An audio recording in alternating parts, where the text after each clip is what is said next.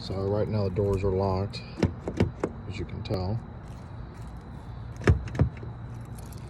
But if I hit the unlock button, you can hear both doors unlocked. Nothing happens. That door opens.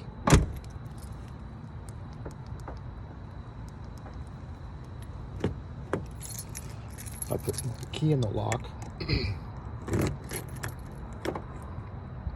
Let's lock the doors.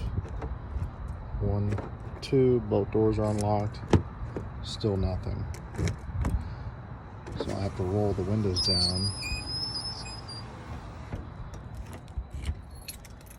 and reach in, if I find the door handle, and open the door. So the doors are closed. So now I lock it. Give it a second.